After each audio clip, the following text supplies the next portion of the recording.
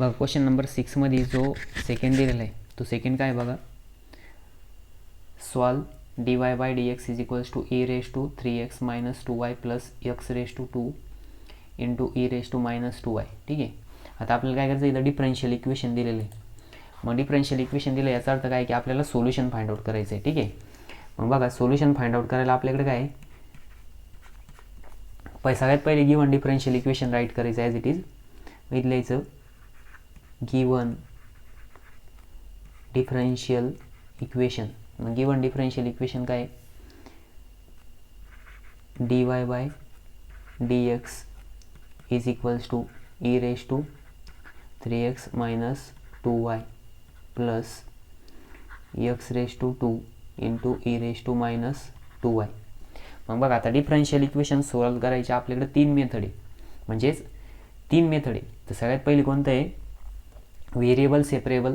त्याच्यानंतर दुसरे कोणते आहे, लिनियर डिफरन्शियल इक्वेशन. आणि तिसरी जी आहे ती आहे एक्झॅक्ट डिफरन्शियल इक्वेशन. तर बघा इथं आपण व्हेरिएबल सेपरेबल सगळ्यात पहिले अप्लाय करायचं. व्हेरिएबल सेपरेबल करू शकतो का, कारण की म्हणजे एक्सच्या टर्म आणि म्हणजे एक्सच्या टर्म डी एक्सच्या साईडला आणि वायच्या टर्म डी वायच्या साईडला नेऊ शकतो का. बघा इथं कंबाईन टर्म आहे का कुठं, बघा इथं e raise to 3x minus 2y दिलेले आहे. आपण हा e raise to 3x into e raise to minus 2y separate करू शकतो.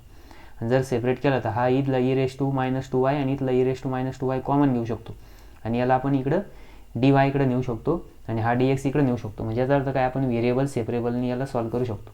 मग इथं काय करायचं, म्हणून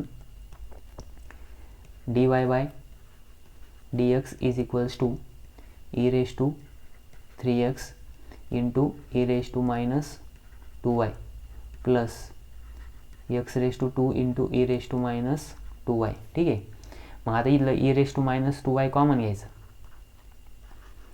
dy by dx is equals to e raise to minus 2y into ब्रॅकेटमध्ये e raise to 3x plus x square. मग बघा आता इथं e raise to 3x plus x square म्हणजे x च्या टर्म आणि e raise to minus 2y ची term.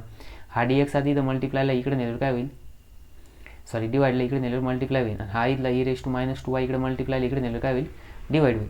मग इथं काय करायचं, dy by e raise to minus 2y is equals to e raise to 3x plus x square.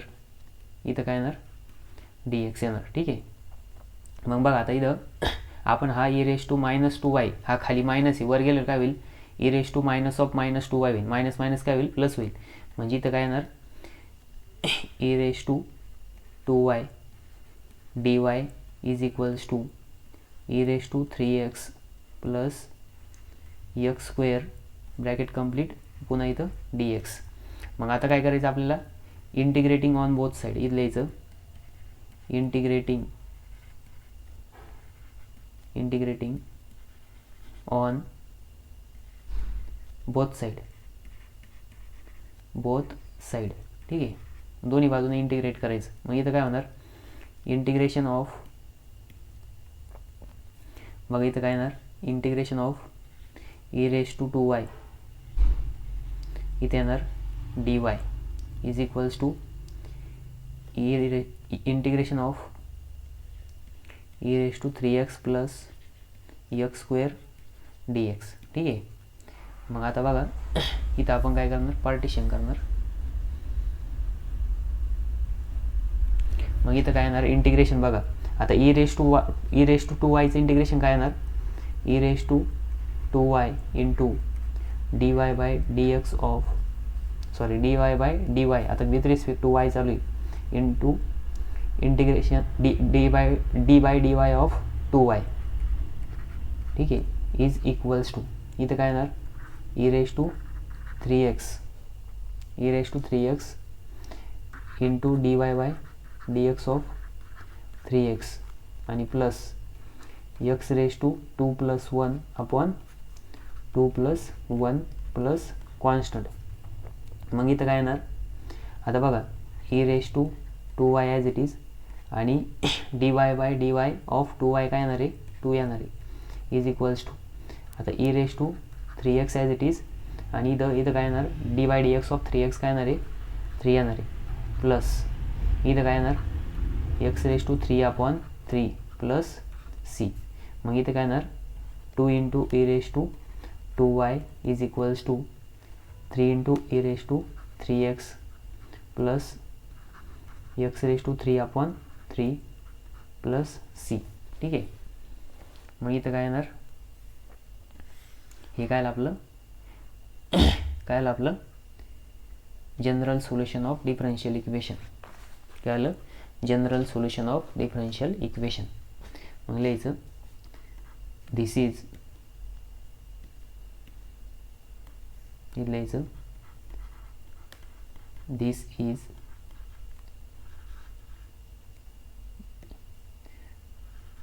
General solution of given DE. ठीक आहे. गिवन डिफरन्शियल इक्वेशनचं काय general solution आहे. मग बघा, आपण हा प्रॉब्लेम 3 मार्कसाठी सॉल्व केला आहे. ठीक आहे. मग आता नेक्स्ट प्रॉब्लेम सॉल्व करू, क्वेश्चन नंबर 6 मधला बी.